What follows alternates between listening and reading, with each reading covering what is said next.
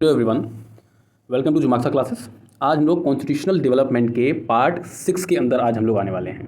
ठीक है, तो आज हम लोग डिस्कस करेंगे इंडियन काउंसिल एक्ट 1892 और उसके साथ साथ 1909। ठीक है, तो चलिए हम लोग शुरू करते हैं। उसके साथ साथ आप लोग मुझे कांटेक्ट कर सकते हैं इस ईमेल आईडी पर, इस इंस्टाग्राम आईडी पर, और इस चैनल को आप ज्वाइन कर सकते हैं। साथ ही साथ आप यूट्यूब चैनल को भी सब्सक्राइब कर लीजिए और बेल आइकन भी दबा दीजिए ताकि आपको जो मेरे न्यू वीडियोज़ हैं उनके नोटिफिकेशंस आपको मिल जाएँ। चलिए, तो इंडियन काउंसिल एक्ट 1892, देखिए अभी तक क्या हो रहा था, 1861 तक वहाँ पर इनडायरेक्ट नॉमिनेशन हो रहा था। मतलब इनडायरेक्ट इलेक्शन की बात बोली गई थी, वो भी नॉमिनेशन के through. Sir Dinkar Rao, Raja of Banaras, ठीक है, तो इन लोगों को नॉमिनेट किया गया था। अब क्या होगा कि अब ये पावर नॉमिनेट किसने किया था? नॉमिनेट किया था वाइसरॉय ने। ठीक है ना। तो अब आप ये देखिए कि 1892 gave the Indian opportunity to participate in the legislative process and understand the rule and procedure associated with the same and the discussion of the legislative proposal including budget। Budget को डिस्कस करने की बात तो यहाँ पर आ ही गई थी कि आप 1892 के एक्ट में बोल दिया गया था कि आप बजट को डिस्कस कर सकते हैं। उसके साथ साथ अब जो नॉमिनेशन वाला जो फंडा था ना, वो वाइसराय से हट करके आ गया था जनता के हाथ में, और जनता में भी किसके हाथ में वो भी मैं आपको बताऊँगा। ठीक है ना। देखिए university, just a minute, university के लोगों के पास आ गया था। उसके साथ साथ डिस्ट्रिक्ट बोर्ड्स जो थे, उसके साथ साथ जो जमींदार थे, इनको बोला गया कि भाई अब अभी तक तो वाइसरॉय नॉमिनेट कर रहा था। ठीक है, अब क्या बोला गया, आप लोग जो है नॉमिनेट करेंगे। तो अब देखिए आपकी इलेक्शन किस तरीके से जनता के पास डिसेंट्रलाइजेशन हो रहा है। पहले तो वाइसरॉय के पास यही पावर हुआ करती थी, अभी पावर किसके पास जा रही है? अभी पावर जा रही है अदर बॉडीज़ के पास। मीन्स जो एक इंसान के पास जो पावर थी वो धीरे धीरे कहाँ पर जा रही है? कॉन्सेंट्रेट हो रही है नीचे की तरफ, लोगों के पास जा रही है। ओके, तो उसके साथ साथ यहाँ पर क्या हुआ था कि भाई नेशनलिज्म की भावना भी तो बढ़ रही थी। 1885 में इंडियन नेशनल कांग्रेस बन गया, तो जो उसके बनने से जो बहुत सारी डिमांड्स थी वो भी सामने आने लगी थी। और वाइसरॉय जो डफरिन थे, उन्होंने कमेटी भी बनाई थी इस मैटर को देखने के लिए। जो डिमांड्स आ रही थी ना भाई, इसके बाद जैसे ही आईएनसी बनी, आईएनसी के बनने के बाद जो काफ़ी डिमांड्स आने लगी थी, तो उनको देखने के लिए कमेटी बना दी। लेकिन जो सेक्रेटरी ऑफ स्टेट था ना, वो एग्री नहीं होता है डायरेक्ट इलेक्शन वाले पॉइंट पर। ठीक है, उसने ये बोला कि भाई हम डायरेक्ट इलेक्शन नहीं, हम तो जो है जो यूनिवर्सिटीज़ को देंगे पावर, डिस्ट्रिक्ट बोर्ड्स को देंगे पावर, उसके साथ साथ हम किसको देंगे पावर? जमींदार्स को देंगे। ठीक है, तो जो रिप्रेजेंटेशन तो हुआ, लेकिन रिप्रेजेंटेशन कैसा हुआ? इनडायरेक्ट इलेक्शन के फॉर्म में आ गया। तो ये क्या आपको देखने को मिल रहा है? वही नॉमिनेशन हुआ। ओके, तो नॉमिनेशन के फॉर्म में ये इलेक्शन आ जाता है। तो अब की फीचर्स क्या है इसके? की फीचर्स देखेंगे कि भाई जो प्रोविंशियल लेजिस्लेटिव असेंबली थी और जो सेंट्रल लेजिस्लेटिव असेंबली थी, उसके अंदर, जस्ट अ मिनट, हाँ, उसके अंदर मेंबर्स को इंक्रीज़ किया गया। ठीक है, और मेंबर्स इंक्रीज़ करने के साथ साथ में जो फंक्शंस थे लेजिस्लेटिव काउंसिल के, तो उसको पावर दे दिया गया था किस चीज़ का? बजट को डिस्कस करने का। सबसे इंपॉर्टेंट जो पॉइंट निकल के आता है वो यही निकल के आता है कि बजट वाला जो सिस्टम है, ठीक है, वहाँ पे non official member of central legislative council by viceroy on the recommendation of provincial legislative council and the Bengal chamber of commerce and the provincial legislative council by governor and recommendation of district board, municipalities, universities, trade unions, zamindar, जो मैंने आपको भी बता दिया। Viceroy से इनके हाथ में पावर आ गई थी कि रिकमेंड कौन करेगा? अब रिकमेंड करेंगे ये लोग। ठीक है ना, तो ये चीज़ हो गई। उसके साथ साथ this act make a limited and indirect provision for the use of election filing up some of the non official seats both central और लेजिस्लेटिव काउंसिल के अंदर इनडायरेक्ट प्रोविजन यहाँ पर आ जाता है। ठीक है, चलिए, तो ये आप देख लीजिए, जैसे ही 1885 में इंडियन नेशनल कांग्रेस बनती है, उसके साथ क्या होता है? उसके साथ एक तो लेजिस्लेटिव काउंसिल की मांग उठती है कि इसके अंदर आप रिफॉर्म करिए। उसके साथ principle of election instead of nomination, मतलब कि जो नॉमिनेट कर रहे हैं ना, वाइसरॉय जो नॉमिनेट कर रहा है ना, ये वाला आप सिस्टम हटाइए। Right to hold discussion on financial matter, जो 1892 के अंदर बजट वाली बात की गई, ये डिमांड यहाँ से रेज हुई थी। सिमिलटेनियस ICS examination in England and India, ठीक है ना, तो ये वाली चीज़ हो गई। उसके साथ साथ opposition to upper Burma annexation, उसका जो है उसका ये लोग विरोध कर रहे थे। क्यों? क्योंकि आप लोग देखते होंगे कि बर्मा का जो प्रशासन था पूरा अलग कर दिया था ब्रिटिशर्स ने, इसीलिए वो आज भी हमारे देश में इंक्लूड नहीं है। अगर उसका प्रशासन उस वक्त अलग ना होता तो आज भी बर्मा जो था भारत का पार्ट होता। मिलिट्री स्पेंडिंग्स को डिक्रीज़ किया जाए, ठीक है, तो ये वाली चीज़ निकल करके आ रही थी। तो मिलिट्री स्पेंडिंग को जब इंक्रीज़ करेंगे तो पैसा कहाँ से जा रहा था? पैसा तो भारत से ही जा रहा था ना, मिलिट्री स्पेंडिंग। तो उसको जब डिक्रीज़ करेंगे आप तो ऑटोमेटिकली भारत का फायदा होगा उसमें। 1892 में क्या निकल के आया? एडिशनल मेंबर्स जो थे उनको इंक्रीज़ कर दिया गया नॉन ऑफिशियल मेंबर्स के तौर पर। 24 मेंबर्स थे, जिनमें से 5 सिर्फ इंडियंस थे। ये वाली जो है मैटर हो गया। और मेंबर पर given the right to ask question on the budget, मतलब कि बजट को डिस्कस करिए, उसके साथ आप क्वेश्चन भी पूछ सकते हैं। तो एक तो ये भी इंपॉर्टेंट पॉइंट यहाँ पर निकल करके आ रहा था। चलिए, तो इंपॉर्टेंस क्या था एक्ट का? एक तो ये फर्स्ट स्टेप था टुवर्ड पार्लियामेंट्री सिस्टम। क्यों? क्योंकि किसके हाथ में पावर दिया गया? और किसके हाथ में दिया गया था? पावर दिया गया था डिस्ट्रिक्ट बोर्ड्स के हाथ में, यूनिवर्सिटीज़ के हाथ में, जमींदार्स के हाथ में, मर्चेंट्स के हाथ में। इन लोगों को पावर दे दिया गया इसका नॉमिनेट करने का मेंबर्स को। तो इनडायरेक्ट इलेक्शन की बात आ गई, तो यहाँ से पार्लियामेंट्री सिस्टम की शुरुआत हो जाती है। Member were allowed to debate on budget, ये वाली जो है इंपॉर्टेंट पॉइंट हो गया। उसके साथ साथ size of legislature both centre and provinces, इनको भी लार्ज कर दिया गया था, बढ़ा दिया गया था। ठीक है ना। तो अब हम लोग बात करेंगे 1909 का जो इंडियन काउंसिल एक्ट था उसके बारे में, ठीक है। तो देखिए, पहली बात तो सबसे इंपॉर्टेंट बात यहाँ पर निकल के आ रही, जो टर्मोइल था, जो मिलिटेंट एक्टिविटीज़ हो रही थी 1857 के बाद, जो भी परिस्थितियाँ निकल के आई थी ना, वो परिस्थितियाँ इतनी ज़्यादा भयावह थी कि उनको जो है ना तो ब्रिटिशर्स समझ पा रहे थे, ना ही ईस्ट इंडिया कंपनी समझ पा रही थी।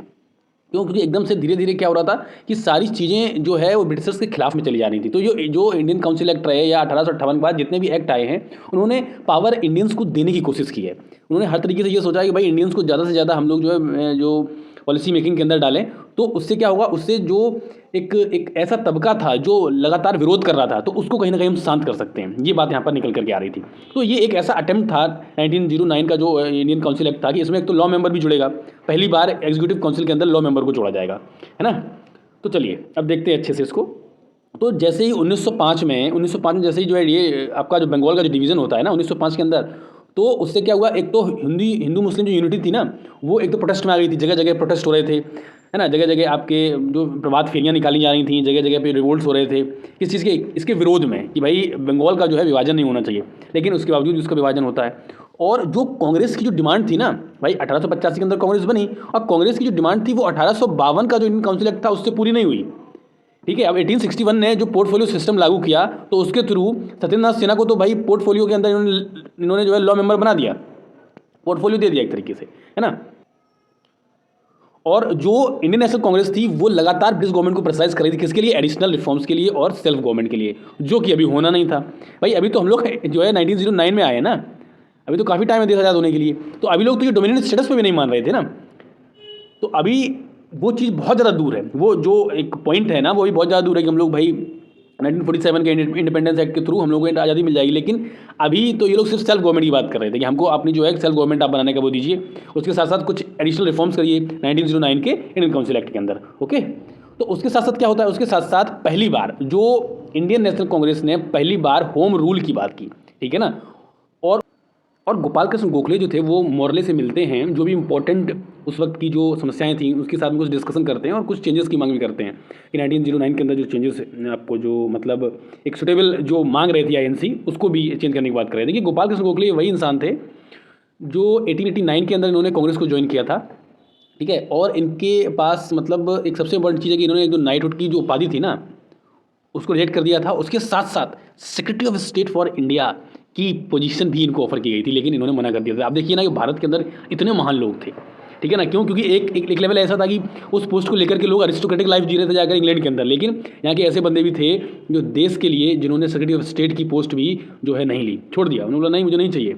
आप अब समझ सकते हैं ऐसे ऐसे लोग हमारे देश के अंदर आज़ादी के अंदर उन्होंने जो है अपना पार्टिसिपेशन किया, ओके। उसके साथ साथ क्या होता है यहाँ पर, उसके साथ साथ यहाँ पर सेपरेट इलेक्टोरेट्स की मांग की जाती है। और सेपरेट इलेक्टोरेट्स क्या होता है, अब मैं आपको अच्छे से समझा देता हूँ कि सेपरेट इलेक्टोरेट्स क्या होता है। Just a minute. देखिए मान लीजिए ये कोई एरिया है, इस एरिया के अंदर मान लीजिए कि मुस्लिम भी रहते हैं, हिंदू भी हैं, उसके साथ साथ आपके क्रिश्चियंस भी हैं, और उसके साथ साथ यहाँ पे सिख्स भी हैं। आप जब अगर इस एरिया में मान लीजिए ये सीट है आपकी जयपुर, ठीक है, जयपुर सीट है ये, तो जयपुर सीट के अंदर आप ये देखेंगे कि इसमें अगर मुस्लिम्स को सेपरेट इलेक्टोरेट्स दी गया ना, तो क्या होगा कि इसमें सिर्फ मुस्लिम ही वोट करेंगे इस पूरे एरिया के अंदर, और मुस्लिम ही चुनाव में खड़ा हो पाएगा, ठीक है। तो इससे क्या होता है ना, इससे खतरा पैदा होता है समाज के लिए कि उसमें फिर दूसरे तबके के कोई भी लोग हों तो उनका कोई रिप्रेजेंटेशन नहीं रहेगा, ठीक है, उनका प्रतिनिधित्व कोई नहीं करने वाला होता है। तो ऐसे में ये चीज़ थोड़ी सी गलत थी, सेपरेट इलेक्टोरेट्स की मांग, जिस पे महात्मा गांधी ने काफ़ी मतलब डट के इसका मुकाबला किया था, और इसके साथ पूना पैक्ट भी जो है साइन हुआ था महात्मा गांधी और B.R. अम्बेडकर के बीच में। तो ये इंपॉर्टेंट पॉइंट था यहाँ पर। और जैसे ही, और देखिए सेपरेट इलेक्टोरेट्स होगा उसका रिजर्वेशन में क्या होता है पता है, रिजर्वेशन में ये होता है कि अगर मान लो रिजर्व कर दी सीट हमने, मान लीजिए एससी के लिए सीट रिजर्व है, यहाँ पे मान लीजिए कोई एससी बंदा था, तो इसमें एससी बंदा सिर्फ खड़ा हो पाएगा, अपना नॉमिनेशन कर पाएगा, लेकिन वोट सब देंगे, यहाँ पे जितने लोग भी हैं ना वोट सारे लोग देंगे। तो ये मतलब होता है रिजर्वेशन का, ओके। तो इसके साथ साथ जैसे पता उनको लग गया कि भाई अब हमको जो है पॉलिटिकल रिफॉर्म्स की ज़रूरत है, तो इसलिए जो है 1909 के अंदर इन्होंने अपना एक नया काउंसिल एक्ट जारी कर दिया। तो ये कंप्लीट एक्ट बताता क्या है, ये एक्ट बताता है कि 1909 का जो एक्ट था वो मिलो मॉन्टे इसमें जो है मॉडले मिंटो रिफॉर्म्स इसको बोला जाता था, है ना। उसके साथ सेक्रेटरी ऑफ स्टेट था वो था जॉन मॉर्ले और वाइसरॉय था मिंटो। फर्स्ट टाइम इलेक्शन का मेथड इंट्रोड्यूस हुआ था और act amended the Indian council act 1861 और 1892 का एक्ट था उसको भी यहाँ पर अमेंड कर दिया गया था। ओके, क्योंकि पोर्टफोलियो सिस्टम किसको दिया जाएगा अभी देखना आप आगे, लॉ कमीशन जो है लॉ एग्जीक्यूटिव काउंसिल के अंदर एक लॉ मेंबर को जोड़ा जाएगा। ओके, तो उसके साथ साथ यहाँ पे एक जो ब्रिटिश इंपीरियल पावर थी और ये जो एक्ट था ये एक्सप्रेशन था ब्रिटिश इंपीरियल पावर का, ब्रिटिश इंपीरियल पावर का एक्सप्रेशन था और डिवाइड एंड रूल पॉलिसी झलकने लगी थी। क्यों? क्योंकि 1905 के अंदर जो इन्होंने बंगाल का जो विभाजन किया है ना, उसके साथ साथ अब नेशनलिस्टिक जो फीलिंग थी ना वो भी धीरे धीरे ग्रो करने लगी थी पूरे के पूरे इंडियन सब कॉन्टिनेंट के अंदर। तो उसके साथ साथ क्या होता है कि अब इसको भी दबाने का काम करने लगी थी EIC। ब्रिटिश गवर्नमेंट ये भी चाह रही थी कि अब हम जो है डेवलपमेंट की बात तो करें, एक्ट तो लाएं, उसके साथ साथ जो ये ग्रो कर रहा है ना नेशनलिज्म की जो अप्रोच आ रही है ना, लोगों के अंदर जो भावना जागृत हो रही है, इसको भी हमें दबाना पड़ेगा। और कम्युनलिज्म एक ऑब्जेक्टिव लेकर के लोग चले थे और मिंटो को फादर ऑफ कम्युनल इलेक्टोरेट्स भी बोला जाता है, क्योंकि आपको डिवाइड करेंगे हम कि भाई आप मुस्लिम हो, आप हिंदू हो, आप सिख हो, आप ईसाई हो, तो इनको फादर बोला जाता है मिंटो को। मतलब अगर हम लोग बोले तो मतलब नॉर्मली इंडियंस तो इनको मतलब गाली देते हैं कि भाई इस तरीके की चीज़ की जिससे भारत के समाज के ऊपर एक बड़ा जो है गलत नेगेटिव इम्पैक्ट पड़ा। ओके, चलिए, और उसके साथ साथ इंडियन काउंसिल एक्ट 1909 ने साइज इंक्रीज कर दिया सेंट्रल और प्रोविंशियल लेवल का। Okay, number of members in central legislative assembly raise 16 से 60 मेंबर हो जाते हैं। कितने मेंबर हो जाते हैं? 16 से 60 मेंबर हो जाते हैं। और communal representation for Muslim excepting separate electorates, separate electorates Muslim के लिए यहाँ पर कर दिया गया। उसके बाद में आप देखेंगे ना 6 के लिए भी किया जाएगा। Okay, separate constituencies for Muslim so that Muslim community can cast their vote to elect their representative. मैं आपको अच्छे से बता चुका हूँ सेपरेट इलेक्टोरेट्स क्या होता है और रिजर्वेशन क्या होता है, मैं दोनों चीज़ आपको बता चुका हूँ। ठीक है, चलिए, तो जो सत्येंद्र प्रसाद सिन्हा जो होते हैं वो पहले इंडियन बनते हैं, वाइसरॉय की एग्जीक्यूटिव काउंसिल में जाते हैं और लॉ मेंबर की तरह ये वहाँ पर काम करते हैं। ओके, उसके साथ साथ इस एक्ट के थ्रू सप्लीमेंट्री क्वेश्चंस को अलाउड कर दिया गया कि जो उसके मेंबर होते थे वो पूछ सकते हैं। Move resolution on the budget, resolution भी अब ला सकते हैं बजट्स के ऊपर। ठीक है, और ये हमने पिक्टोग्राफिक फॉर्म में पूरा अच्छे से आपको समझाने की कोशिश की है। यहाँ पर इंडियन काउंसिल एक्ट 1909, इसमें क्या होता है, नेशनलिस्टिक फीलिंग को दबाया जा रहा है, डिवाइड एंड रूल पॉलिसी खेली जा रही है। उसके साथ साथ कम्युनलिज्म था जो मासेस के अंदर, उसको डेवलप किया जा रहा है। लॉर्ड मिंटो का यही काम था, क्योंकि कम्युनल इलेक्टोरेट जैसी बातें निकल करके यहाँ पर आ रही थी। इसको मॉर्ले मिंटो रिफॉर्म बोलते थे और मिंटो वाइसरॉय था और सेक्रेटरी कौन था? मॉर्ले साहब सेक्रेटरी थे। गोपाल कृष्ण गोखले को कौन सी पोस्ट दी गई थी? सेक्रेटरी ऑफ स्टेट दी गई थी, लेकिन उन्होंने मना कर दिया था। ठीक है ना, चलिए, उसके साथ साथ क्या हुआ, उसके साथ साथ यहाँ पर जो लेजिस्लेटिव काउंसिल का जो साइज था 16 से 60 कर दिया गया। जो लेजिस्लेटिव काउंसिल जो Punjab, Burma and Assam 30-30 member सबको दे दिए गए। उसके साथ साथ legislative council of Bengal, Madras, Bombay and United Provinces को 50 मेंबर मिले। मेंबर्स ईच फ्रॉम 16 से 60 मेंबर्स सारी काउंसिल्स के कर दिए जाते हैं। Change in the category of members, देखो एक्स ऑफिशियो मेंबर जो था, governor general and the member of executive council जो है वो एक्स ऑफिशियो मेंबर बन जाता है। नॉमिनेटेड नॉन ऑफिशियल मेंबर जो थे वो किसके द्वारा नॉमिनेट किए जाते थे? गवर्नर जनरल के द्वारा नॉमिनेट किए जाते थे। इलेक्टेड मेंबर्स जो थे वो elected by different category of Indians. ठीक है, तो डिफरेंट कैटेगरीज के अंदर वो कैटेगरीज अभी आपको हम बताएंगे। सेपरेट इलेक्टोरेट्स की बात की गई, सेपरेट मुस्लिम कॉन्स्टिट्यूंसीज की बात की गई। Okay, only Muslim can cast their vote, मैं आपको अच्छे से बता चुका हूँ। और लेजिस्लेटिव काउंसिल के अंदर चेंज किया गया सेंटर और प्रोविंसेस लेवल के अंदर। तो ये पूरा एक पिक्टोग्राफिक फॉर्म में आपको अच्छे से समझा दिया मैंने। ओके, चलिए, अब अगर इसका कंप्लीट एनालिसिस किया जाए तो कंप्लीट एनालिसिस में सिर्फ यही 2-3 बातें निकल कर आती हैं। डिवाइड एंड रूल पॉलिसी, उसके साथ साथ मुस्लिम और हिंदूज़ के अंदर एक फूट डालने का काम किया था, बोलते हैं ना फूट तोड़ो और राज करो। ठीक है, फूट नीति बोला जाता था उसको अंग्रेजों की। उसके साथ साथ कम्युनल जो है वो बहुत ज़्यादा बढ़ गया था, एक डिवाइड क्रिएट कर दिया था कि आप मुस्लिम हैं, ये हिंदू है, ये सिख है, तो आप आपस में लड़िए। इस तरीके की जो है स्कीम्स लागू कर दी गई थी कि उससे एक ही चीज़ निकल के आ रही थी, बस लड़ाई होनी चाहिए और कम्युनल राइट्स बढ़ने चाहिए। यहाँ तक कि जब मेरा देश आज़ाद हुआ था अपना 1947 को, तो इतने ज़्यादा कम्युनल राइट्स हुए थे। आपने सुना होगा नोआखोली जो दंगे हुए थे उसके बारे में, वेस्ट बंगाल के अंदर इतना ज़्यादा दंगे हुए थे कि सड़कों पर लोग मरे हुए पड़े हुए थे। और आपको मैं बताऊंगा अच्छे से जब हम लोग पहुंचेंगे वहाँ पर देश की आज़ादी तक, तो कि इस वजह से महात्मा गांधी जो थे ना, महात्मा गांधी जी जिस दिन देश आज़ाद हुआ था उस दिन उन्हीं दंगों को शांत कर रहे थे। इतने ज़्यादा दंगे हुए थे जब देश अपना आज़ाद हुआ था, तो बहुत ज़्यादा ये कम्युनल राइट्स जो है बढ़ गई थी। और इसका जनक इसी लॉर्ड मिंटो को माना जाता है, यहीं से ये प्रक्रिया शुरू होती है। ठीक है, अब हम लोग बात करेंगे गवर्नमेंट ऑफ इंडिया एक्ट 1919 की। देखिए 1909 के बाद सबसे इम्पॉर्टेंट एक्ट 1919 और 1935, ये 2 एक्ट बहुत ज़्यादा इंपॉर्टेंट हैं। ठीक है, और इतने ही यही हैं जो कॉन्स्टिट्यूशनल डेवलपमेंट की बात करते थे। हम लोग सारे एक्ट कवर कर चुके हैं, अब 1919 पर आ गए। ठीक है, चलिए हम लोग शुरू करते हैं। इस एक्ट को जो 1909 वाला जो एक्ट था उसको क्या बोलते थे, उसको हम लोग बोलते थे मॉर्ले मिंटो रिफॉर्म्स। मिंटो क्या बोलते थे, कम्युनल इलेक्टोरेट्स का फादर बोलते थे, ठीक है, जनक बोला जाता था इनको। इसको क्या बोलेंगे, मॉन्टेग्यू चेल्मफोर्ड, ओके, मॉन्टेग्यू चेल्मफोर्ड रिफॉर्म्स उसको बोला जाता था, ठीक है। तो अब आप मुझे बताएंगे इनमें से जो पिक्चर नंबर 1 है वो किसकी है और पिक्चर नंबर 2 किसकी है, कमेंट के अंदर, ओके। चलिए, तो गवर्नमेंट ऑफ इंडिया एक्ट 1919 का बैकग्राउंड क्या था, ठीक है। पहले तो हम लोग सबसे पहले बैकग्राउंड को समझेंगे। बैकग्राउंड देखिए ये था कि जो प्रेशर जनरेट हो रहा था, क्योंकि 1905 से 1905 में जब डिवीज़न होता है बंगाल का, तो वहाँ से नेशनलिस्टिक जो अप्रोचेस थी, जो नेशनलिज्म वाली भावना थी ना, वो निकल करके आ रही थी। जगह जगह आपके धरना प्रदर्शन हो रहे थे, जगह जगह आपकी जो है लोग इकट्ठा होकर के जो है मतलब वायलेंस तो नहीं कर रहे थे एक तरीके से, लेकिन फिर भी लोग अपनी मौजूदगी दर्ज करा रहे थे कि हम जो है इस कानून के विरोध में हैं, हम आप जो बंगाल का जो विभाजन कर रहे हैं इस चीज़ के विरोध में हैं, ठीक है। तो जो होम रूल मूवमेंट था, जो एनिमेशन द्वारा लेड किया जा रहा था और तिलक द्वारा जो लेड किया जा रहा था, तो उसमें क्या था, वो बहुत ज़्यादा प्रेशर जनरेट कर रहा था ब्रिटिश गवर्नमेंट के ऊपर, ठीक है ना। क्यों, क्योंकि वो एक तो जनता तक पहुंच रहा था डायरेक्ट, और जो लास्ट सिटीजन था ना वहाँ तक उसकी अप्रोच पहुंच रही थी। तो इस वजह से एक एक एक ऐसा प्रेशर क्रिएट कर रहा था ये ब्रिटिश गवर्नमेंट के ऊपर कि ब्रिटिश गवर्नमेंट वैसे ही बौखलाई हुई थी, ठीक है। तो एक ये रीजन था इसका कि गवर्नमेंट ऑफ इंडिया 1919 आने का,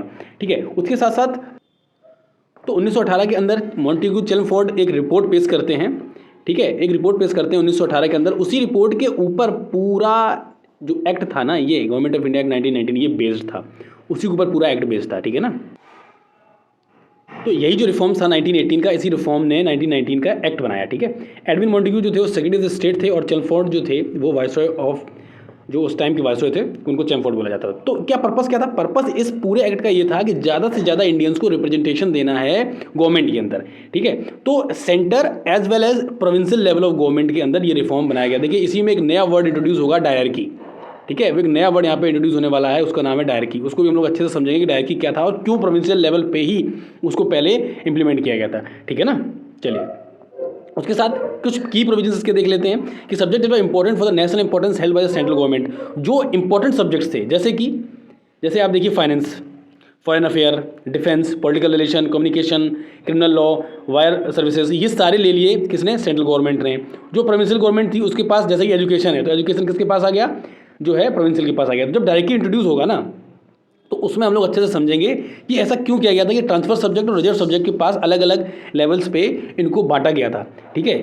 चलिए इसी को हम लोग समझने की कोशिश करेंगे।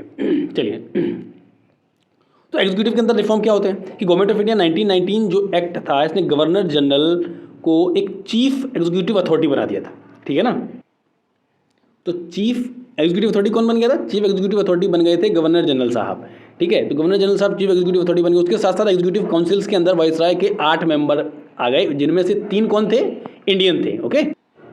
गवर्नर जनरल को पावर आ गई थी क्या चीज़ करने की, ऑर्डिनेंस को इशू करने की, ठीक है। आज भी पहले हमारे पास जो प्रेसिडेंट है उनके पास आज भी पावर होती है ऑर्डिनेंस को इशू करने की, ठीक है। तो ये चीज़, और सेंट्रल लिस्ट के अंदर डिफेंस डाल दिया, फॉरेन अफेयर डाल दिया, रेलवे, जो इंपॉर्टेंट पोर्टफोलियोज थे वो सारे पोर्टफोलियो सिस्टम कहाँ से आया था, 1861 से आया था। सारे इंपॉर्टेंट जो पोर्टफोलियोज थे वो किसके अंदर डाल दिए गए, सेंट्रल लिस्ट के अंदर डाली। जो नॉन इंपॉर्टेंट थे, मतलब इतने ज़्यादा इंपॉर्टेंट नहीं थे, क्यों, क्योंकि अब मान लीजिए कि एजुकेशन है, एजुकेशन के अंदर आप बोलते हैं कि भाई आपने स्कूल बनाई है, आप प्राइमरी लेवल पे आप पैसा खर्च नहीं कर रहे, लेकिन फाइनेंस किसके पास है, फाइनेंस सेंट्रल लिस्ट के पास है। इसको कौन रिजर्व करेगा, ब्रिटिश ऑफिसर्स, क्यों, क्योंकि रिजर्व लिस्ट के अंदर इसको डाल देंगे ना अभी प्रोविंशियल के अंदर, इसलिए सेंट्रल के पास दे दिया। क्यों, सेंट्रल में सारे ब्रिटिशर्स हुआ करते थे, है ना। और प्रोविंशियल लिस्ट के अंदर ये लोग बनाएंगे अभी लेजिस्लेटिव काउंसिल, और जो आपकी ये जो डायरेक्टरी है ना उसी को इंट्रोड्यूस करते हैं यहाँ पे। तो ये पिक्टोग्राफिक फॉर्म में आप देख लीजिए, रिफॉर्म क्या हुआ सेंट्रल लेवल पे भी और रिफॉर्म हुआ प्रोविंशियल लेवल पे भी। रिजल्ट क्या आया उसका कि जो ये तो हाँ, ये इसका रिजल्ट आया था। उसके साथ साथ ये मॉन्टेग्यू कौन थे, सेक्रेटरी स्टेट थे, ये चेल्मफोर्ड, ये तो मैं आपको अच्छे से बता चुका हूँ, ठीक है। चलिए नेक्स्ट लेवल पे चलते हैं हम लोग। तो लेजिस्लेचर के अंदर क्या रिफॉर्म होता है, बाय कैमरल लेजिस्लेचर को इंट्रोड्यूस किया जाता है लोअर लेवल में। Just a minute, lower level में लोअर हाउस को बोलते थे सेंट्रल लेजिस्लेटिव असेंबली, और अपर हाउस को बोलते थे क्या, काउंसिल ऑफ स्टेट। वही चीज़ यहाँ पर निकल के आई कि लोअर हाउस मतलब लोकसभा, ओके, अपर हाउस मतलब राज्यसभा, यही आगे चल के यही बनते हैं, ठीक है, ये यहाँ पर बन जाते हैं। वोट देने का अधिकार किसको था, देखिए वोट देने का अधिकार था जो लोग टैक्स पे करते थे, जिनकी एजुकेशन हुआ करती थी, ठीक है, जिनके पास प्रॉपर्टी हुआ करती थी, सबको वोट देने का अधिकार नहीं था उस वक्त। जैसे आज अगर इंसान अनपढ़ है या सिर्फ उसकी आज एक बेसिक जो रिक्वायरमेंट है वोट डालने की वो है 18 साल, किस अमेंडमेंट के थ्रू 21 से 18 किया गया, ये लोग आप मुझे कमेंट के अंदर बताएंगे। ठीक है, तो ये चीज़ थी। लेकिन उस वक्त ऐसा नहीं था, उस वक्त जो टैक्स देता था, एजुकेशन जिसके पास अच्छी थी और जिसके पास प्रॉपर्टी हुआ करती थी, ये 3 क्राइटेरिया थे जिसको हम लोग कभी कभी पैट भी बोलते हैं। ठीक है, अच्छे से अगर आप याद करने के लिए आप इसको पैट के फॉर्म में भी याद कर सकते हैं। पैट, पी मतलब प्रॉपर्टी, ई मतलब एजुकेशन, टी मतलब टैक्स। इसके आधार पर वोटिंग प्रोसीजर था। ओके, इसमें जो सप्लीमेंट्री क्वेश्चंस थे वो तो पूछे ही जा रहे थे, उसके साथ साथ एडजमेंट मोशन का भी प्रावधान बन गया था। बजट को वोटेबल बना दिया था कि आप वोट कर सकते हैं। ठीक है, लेकिन 75% तक जो बजट था ना अभी भी नॉन वोटेबल था। ठीक है, जैसे आज आप देखते हैं ना बजट पास होता है उसके बाद वोटिंग होती है, अगर वोटिंग जो है 2/3 बहुमत नहीं रहता है तो सरकार गिर जाती है आज के टाइम पे। ठीक है, ये बहुत इंपॉर्टेंट प्रोसीजर होता है पार्लियामेंट्री सिस्टम का।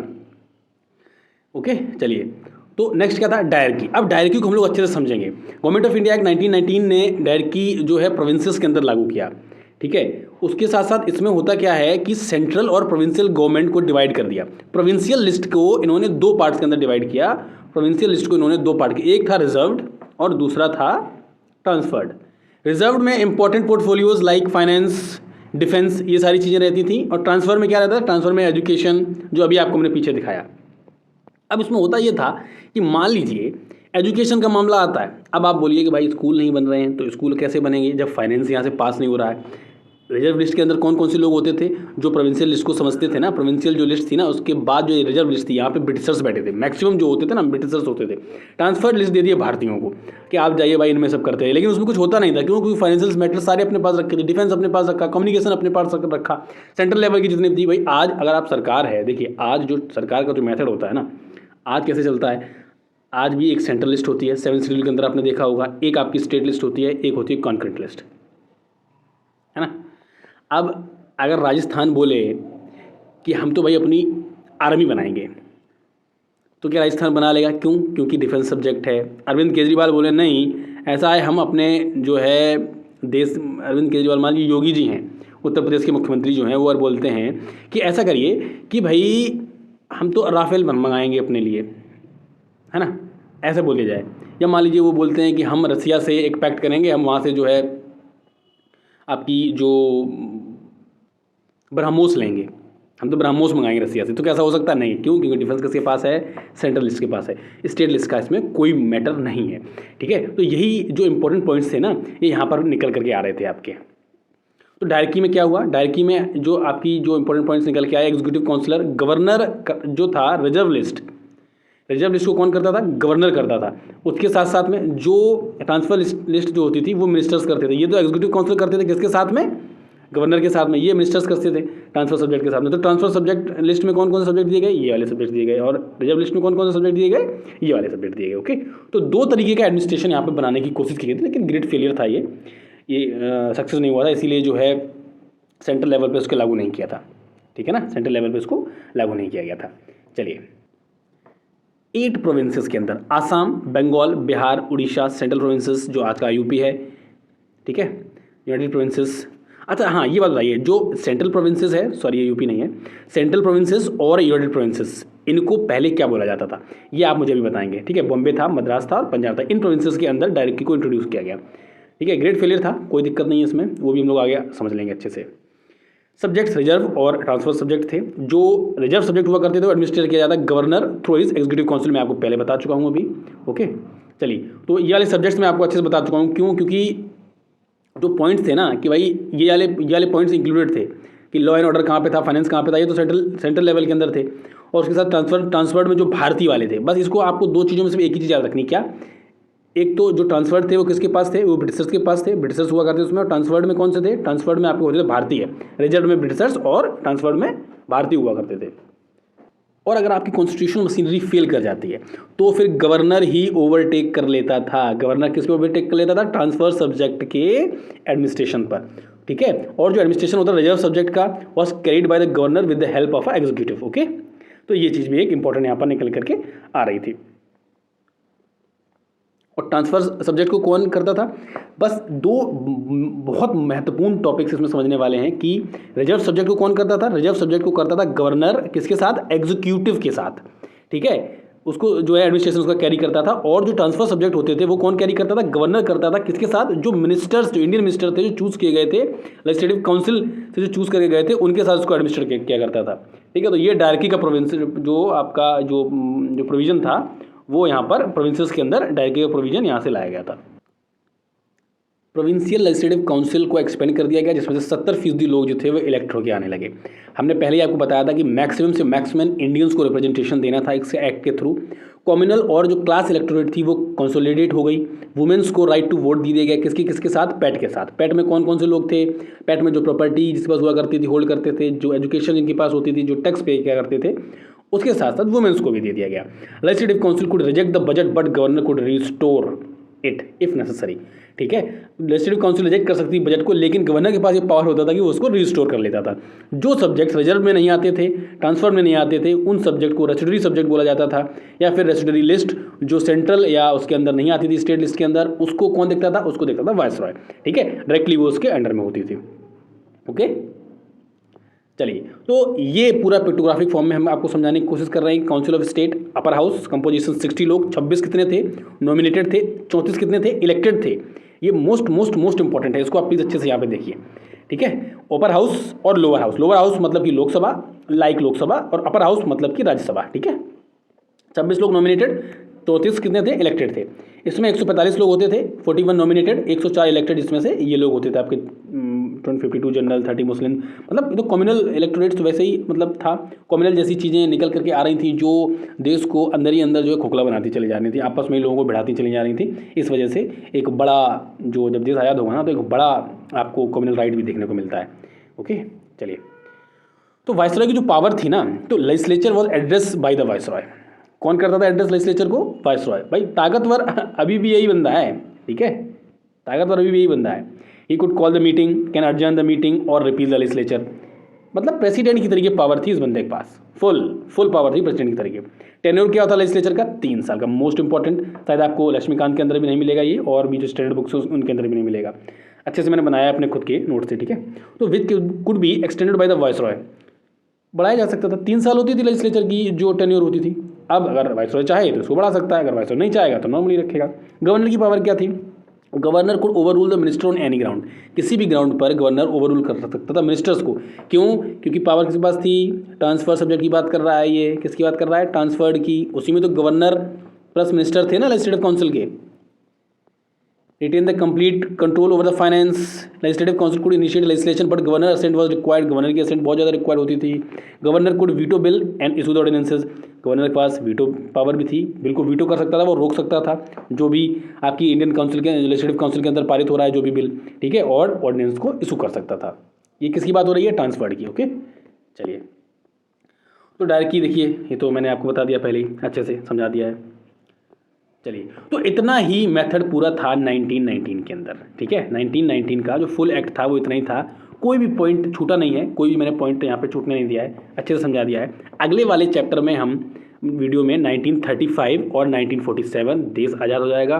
कंप्लीट कॉन्स्टिट्यूशनल डेवलपमेंट के अंदर हमने 7 लेक्चर्स को देखा, मोस्ट इंपॉर्टेंट लेक्चर थे। उसके बाद हम लोग making of the Indian constitution पर चलेंगे, प्रीएम्बल पढ़ेंगे, सिटीजनशिप पढ़ेंगे, आपकी फंडामेंटल राइट्स पढ़ेंगे, सब कुछ अच्छे से हम लोग यहाँ पर देखने की कोशिश करेंगे। पूरी सीरीज काफ़ी बेहतरीन और अच्छी रहेगी। ठीक है, तो thank you and have a nice day. Thank you all.